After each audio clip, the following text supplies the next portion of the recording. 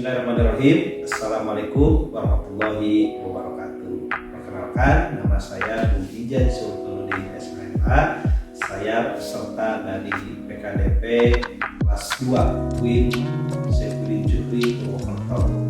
Saya pada hari ini akan mempraktekkan mata kuliah kompilasi hukum Islam. Saya dosen prodi di Hukum Ekonomi Syariah SCI Nusantara Garut. Selain mengajar kompilasi hukum Islam, saya juga mengajar sosiologi hukum Islam, peradilan agama di Indonesia, metodologi penelitian hukum Islam, serta fikih mulaqahat dan sebagainya. Maka doakan saya mudah-mudahan praktek ini berjalan dengan lancar. Sekian, assalamualaikum warahmatullahi wabarakatuh.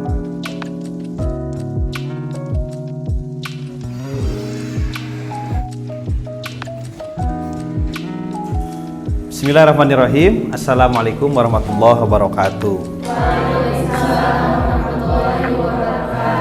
Selamat pagi teman-teman. Alhamdulillah pada pagi hari ini kita bertemu kembali pada mata kuliah kompilasi hukum Islam. Sebelum kita mulai pembelajaran, kita absen terlebih dahulu ya. Yang saya sebutkan tolong acungkan tangan ya. Aris Nurrohman, Sipa Nurma, kemudian Sofi, kemudian Aisyah Meisi, ya. Kemudian Fikri.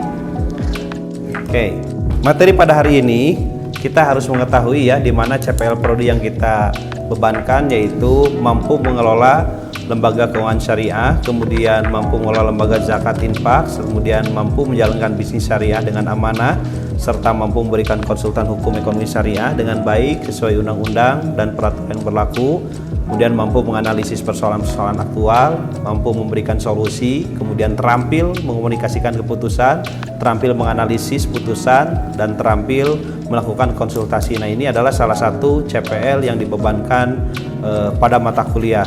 Nah, kemudian di sini ada CPMK. CPMK itu capaian mata kuliah ya, khususnya pada kompilasi hukum Islam, di mana di sini mahasiswa diharapkan dapat menjelaskan kompetensi cakupan pembahasan dalam hukum kompilasi hukum Islam. Yang kedua, mahasiswa yang mampu memutuskan masalah-masalah yang berkaitan dengan akad nikah dalam hukum Islam dengan mempertimbangkan berbagai aspek hukum dan sosial. Kita akan membahas bagaimana perkawinan, kemudian model pembelajaran yaitu problem based learning, yaitu metode studi kasus nanti akhirnya, dan kemudian diharapkan mahasiswa mampu menganalisis kasus nikah, nikah siri, poligami, dan dispensasi kawin. Nah, tugasnya nanti di akhir adalah tugas analisis kasus. Nah, di sini diharapkan tugas disesuaikan dengan ketentuan dalam buku kompilasi hukum Islam pasal 1 sampai 23 ya. Ada ketentuan dalam buku 1 KAI tentang hukum perkawinan ya, putusnya perkawinan, dan bab keberapa? 17, akibat putusnya perkawinan ya. Nah, bab ke-16 putusnya perkawinan itu tidak ada lain adalah dasarnya ada 3 ya, yaitu kematian, perceraian, serta atas putusan pengadilan. Jadi terjadinya putusnya perkawinan itu hanya 3 hal ya, akibat kematian, kemudian perceraian, serta putusan pengadilan. Nah, di pasal 114 di sini, putusnya perkawinan yang disebabkan karena perceraian dapat terjadi karena talak atau berdasarkan gugatan perceraian. Nah, di pasal 115 di sini perceraian hanya dapat dilakukan di depan sidang pengadilan agama ya. Jadi setelah pengadilan agama tersebut berusaha dan tidak berhasil mendamaikan kedua belah pihak. Nah, di sini lanjutan pasal 116. Jadi perceraian dapat terjadi karena alasan pertama, salah satu pihak berbuat zina atau menjadi pemabuk, pemadat, penjudi, dan lain-lain sebagainya yang sukar untuk disembuhkan. Kedua, salah satu pihak meninggalkan pihak lain selama 2 tahun berturut-turut, 3 kali puasa, 3 kali lebaran ya, tanpa izin pihak lain dan tanpa alasan yang sah atau karena hal lain di luar kemampuan. Kemudian yang ketiga, salah satu pihak mendapatkan hukuman penjara 5 tahun atau hukuman yang lebih berat setelah perkawinan berlangsung, boleh mengajukan perceraian. Yang keempat, salah satu pihak melakukan kekejaman atau penganiayaan berat yang membahayakan pihak lain, atau dalam istilah lain apa? Nah, KDRT, kekerasan dalam rumah tangga. Kemudian, salah satu pihak mendapat cacat badan atau cacat penyakit dengan akibat tidak dapat menjalankan kewajibannya sebagai suami atau istri. Nah kemudian antara suami dan istri terus-menerus terjadi perselisihan, pertengkaran, dan tidak ada harapan akan hidup rukun lagi dalam rumah tangga. Jadi terus-terusan terjadi percecokan dalam kehidupan rumah tangga. Nah kemudian suami melanggar taklid talak. Nah ini di mana? Nah di buku nikah itu ada ya, taklid talak. Nah peralihan agama atau murtad. Nah pasangan kita pindah agama, kelamaan di Korea, kelamaan di Jepang, pindah agama misalkan. Nah pasal 118 di sini ada talak roji'i, adalah talak ke-1 atau kedua. Nah, di mana suami berhak rujuk selama istri dalam masa iddah. Jadi di samping ada talak roji'i, ini disebut talak ke-1 dan kedua, tapi ada talak bain sugro. Di mana talak bain sugro ini adalah talak yang tidak boleh dirujuk, tapi boleh nikah akad baru. Nah, di pasal 120 ada talak bain kubro, di mana adalah talak yang terjadi untuk ketiga kalinya. Ya. Jadi talak jenis ini tidak dapat dirujuk dan tidak dapat dinikahkan kembali kecuali apabila pernikahan itu dilakukan setelah bekas istri menikah dengan orang lain dan kemudian terjadi perceraian ba'da duhul dan habis masa iddahnya. Oke, pasal 121. Nah, di sini ada talak sunni. Jadi talak yang dijatuhkan terhadap seorang istri yang sedang suci dan selama suci tersebut itu tidak dicampuri atau tidak berhubungan. Artinya tidak gegabah dalam melakukan sebuah ucapan perceraian ya. Nah, talak bid'i adalah talak yang dilarang. Talak yang dijatuhkan pada waktu istri dalam keadaan haid ya, sedang merah, atau istri dalam keadaan suci tapi sudah dicampuri pada waktu suci tersebut. Kita malam sudah berhubungan, besok pagi saya ceraikan kamu.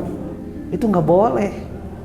Nah, pasal 123. Jadi perceraian itu terjadi, terhitung pada saat perceraian itu dinyatakan di depan sidang pengadilan. Artinya perceraian harus dilakukan di depan pengadilan ya, biar berkekuatan hukum. Sekarang akibat putusnya perkawinan. Nah, di sini ada pasal 149.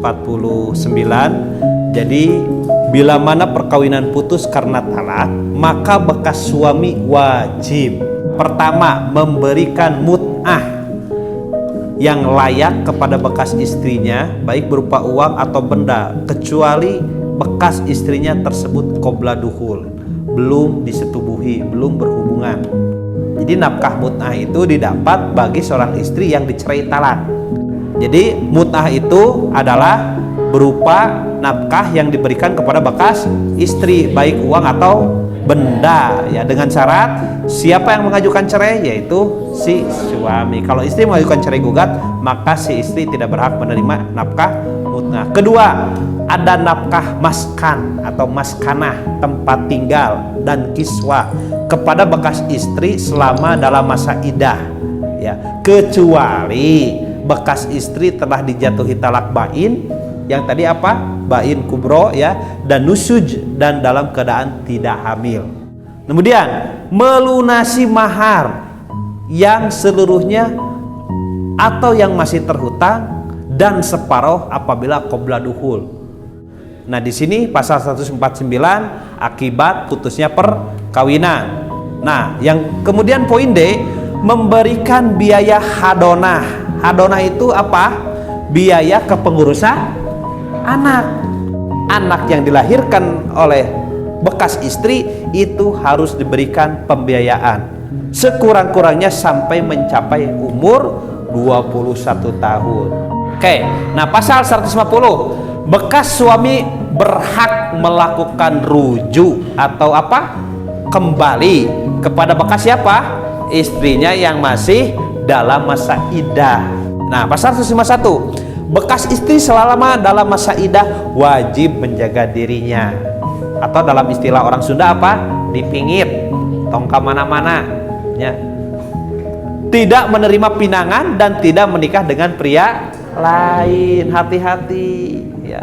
Pasal 152, bekas istri berhak mendapatkan nafkah iddah dari bekas suaminya kecuali ia nusuj. Kalau nusuj itu kan perbuatan yang dilarang bagi seorang istri. Jadi dia berhak mendapatkan nafkah iddah. Baik, kesimpulan pada materi kali ini yaitu pertama bahwa KHI mengatur bahwa perkawinan dapat putus karena 3 hal utama ya, jadi kematian, perceraian dan putusan pengadilan. Kemudian yang kedua, bahwa perceraian dari cerita hukum cerai bukan ini adalah salah satu penyebab ya putusnya perkawinan yang diatur dalam KHI.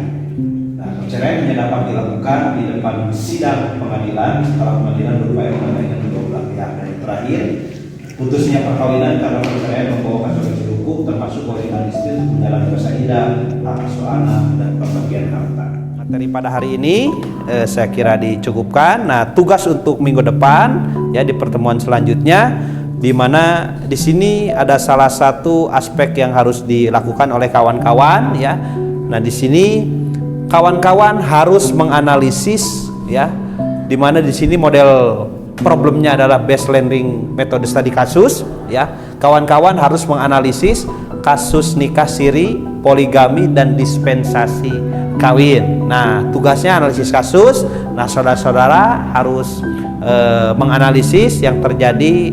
Fokuskan dulu saja tempatnya yaitu di pengadilan agama. Anda minta data dari sana kenapa terjadi pernikahan siri, pernikahan poligami, dan dispensasi kawin. Nah, analisis tugas saudara itu dengan ketentuan pasal KHI yaitu pasal 1 sampai 23 ya. Nah, jadi di sini kawan-kawan dibagi 3 kelompok saja ya. Silakan nanti Kosmo untuk mengatur kelompok-kelompoknya, tolong disebarkan. Nah, di sini kan ada 3 materi ya, kasus nikah siri, poligami, dan dispensasi kawin. Nah, jadi kelompok 1 menjelaskan tentang bagaimana terjadi pernikahan siri, kemudian kenapa terjadi poligami itu kelompok 2, dan ketiga kenapa sebab terjadinya dispensasi kawin ya. Nah, itu saja yang bisa disampaikan. Kurang lebihnya mohon maaf ya. Silakan Kosma untuk memimpin doa menutup pembelajaran pada hari ini. Selesai materi pada hari ini. Kurang lebihnya mohon maaf. Mudah-mudahan di pertemuan selanjutnya. Sekian. Assalamualaikum warahmatullahi wabarakatuh.